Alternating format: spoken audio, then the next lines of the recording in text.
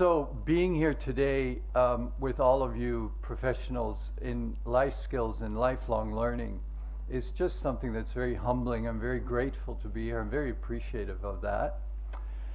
And what I want to do is talk with you about awareness. And there's a saying, you know, awareness, use it or lose it, right? So let's use it. And what I want to share with you is a personal odyssey. So that's where the nervousness and also the excitement comes in, because I'm very excited to share that with you about my own life story. Now, there's no judgment in the story. So if you hear things about, you know, things going wrong or things going right, it's just describing the experience, right? So all stories start with a man and a woman. And so my story started also with a man and a woman who fell in love, and they had a child. And after the 9 months when it was born, it lived for 2 days and it died. And that was the child who came before me. Now there's a lot of research showing that that does a lot of things with the next kid. But anyway, that's a whole different story. And that did two things to my parents. One is that my dad kind of got very nervous and he thought, I don't know if I should be married to this woman. And my mother got very nervous because she thought, well, you know, what if I have another baby and what if the same thing happens? So the 9 months in the womb were this adrenaline ride of fear. And a lot of research shows that this actually happens. You know, the baby experiences everything that the mother is going through. So on some level, there was this very tense ride. And I wasn't really wanted either, because Dad started seeing other women, and, you know, that was very painful for Mom. And, you know, it was this very emotional experience. And it's emotional for me to tell it now. And I thought I'd be very calm and cool about it, but it's really a moving, you know, it's a moving story. So I was born, and then when I was 2 months old, my parents moved to Japan. Now, my mother had been in a Japanese concentration camp with her parents, and they're off to Japan. So my poor mom, you know, who's gone through all of this hardship, ends up going to the country which, you know, had people who you know, had been running the camp, and in the camp was a pretty tough deal. So the first 6 years of my life was dealing, you know, with all those tensions. And I mean, I love Japan, I love sushi, I love the nature, I love the Zen gardens. But there was the whole tension of a dysfunctional marriage. And what that did, what happened is there was a lot of physical abuse, and there was a lot of mental abuse, and there was Dad hitting Mom. So what you do as a child, you think you have to protect your mother, right? So that's not a good place to be in. But anyway, that's how it went. So that was the first 6 years. And then we moved to Norway. Meanwhile, I had a kid sister who was born. And what happens is I was 2 years old when my kid sister was born. And of course I got jealous. You know, I was in the terrible twos, and we're in Japan, and strangely enough, I used to have hair a long time ago, believe it or not. And I had dark blonde, long hair, and my sister had jet black hair. And her eyes were a little slanted. So here we're in Japan, and there's this cute little button, you know, with black hair and little eyes. So all the attention I was getting, for what it was worth, whoop, everything went to my sister. So that was an added challenge for sure. So then we moved to Norway, and in Norway, I really, really connected with nature.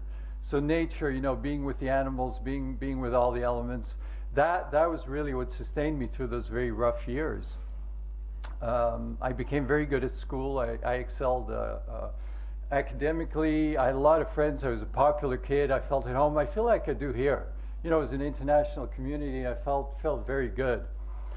Meanwhile, though, at home, all the violence was still going on. So I saw things no kid should have seen, you know, and really, really bad stuff. And I had to protect my mother. And even once my father attacked her with a knife, and it was horrible. It was not good. But anyway, I survived that. And when I was 12, we moved to Africa, to the Ivory Coast. So I went from top of my class to the bottom because it was in French. You know, and the French are wonderful, but they don't want to speak English. They're like, you know, you speak French, you know, you get on our level. So I learned French, and I was there for a year and a half. And thankfully, my parents divorced, and we were thrown in boarding school at the tender age of 12 and a half, 13. And yeah, that was a very tough time. At boarding school, basically, I was bullied for about 2.5 whole years. And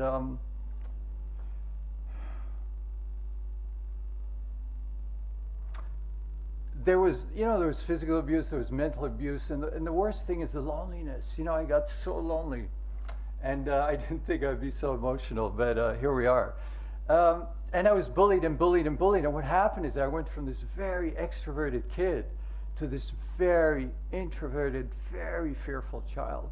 It's like, my life had no more meaning. We're all this beautiful spark of the divine, right? I could not see that spark. I tried to kill myself for 2 whole years. Thank God I didn't do it. I'm so grateful, appreciative I didn't do that. I don't know how I pulled through, God's grace.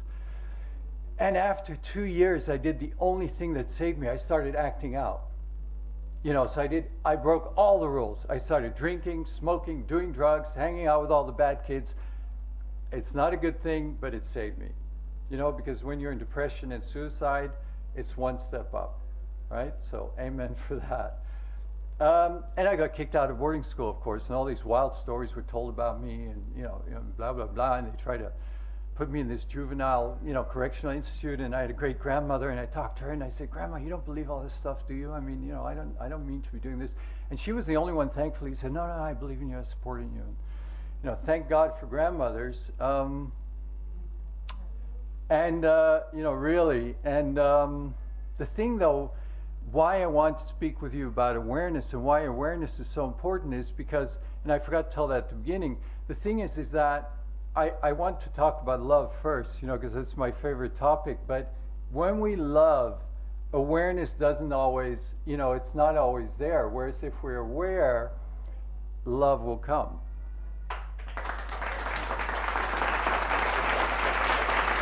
So, all these educationalists while I was in boarding school, because I had terrible grades, I was acting out, so I got all these labels by all these well-meaning but not very aware people. And there was nobody who said, wait a minute, what happened to this guy? He's this really nice kid. And now all of a sudden he's this problem kid, and he was best of his class, and now all his grades have gone down the tubes. Why, suddenly I was a problem that needed fixing. So I got remedial teaching and all this kind of nonsense by all these well-meaning people, which I didn't need. I just needed love. I needed understanding. I needed somebody to be aware and say, look, come here. And we all know this, right? We've all gone through similar things, or we know people who've gone through similar things. What I didn't know then, it was going to be, a good experience for me to grow into that later on. So I got kicked out of boarding school, went to Norway, lived there for a few years, again got top grades, became best of my class, so I was like, back on track. And moved to New York. I had long hair back then, like I was saying before. I was very androgynous, and started a company in the rag trade with a friend of mine. And we were very successful, and I had the whole glamorous lifestyle and everything God tells you, you shouldn't be doing. And meanwhile, I was very unhappy inside, of course. Married a beautiful model, was very successful, got approached by this famous acting coach who represents Julia Roberts, Erik Robertson, and all these people. He signed me up, he said, oh, we'll make you a great actor, blah, blah, blah, blah, blah. Meanwhile, thankfully, I was on the path of awareness and consciousness and self-development and meditation, and I'm rushing a little bit because of the time constraint here, thanks for letting me know. And so awareness started developing, and I thought Hollywood would not be conducive to that path. So I went back to Holland, studied educational psychology and psychology, started studying healing, numerology, astrology, self-development, worked with a lot of people, was allowed to do a lot of wonderful work in that area, cleaned up my act, went to my first spiritual teachers. And when you go to spiritual teachers, you're like the sorcerer's apprentice, So like in the fairy tales, the sorcerer's apprentice, you learn a lot, but you get treated terribly. So after 3 years of that, I thought, okay, that's it, enough. I want to be my own boss, I want to be in charge. Started my own company, started coaching people, training people, building awareness, meditating, doing all of the great stuff. Very appreciative for that, very grateful. It's brought me to where I am today. So to get back to where I was at the beginning, please join me in facilitating all the teachers, all the parents, all the educators in lifelong learning and building awareness. It is really crucial. And like I was saying, lose it or use it. So let's use it. Thank you very much. That's it. Thank you.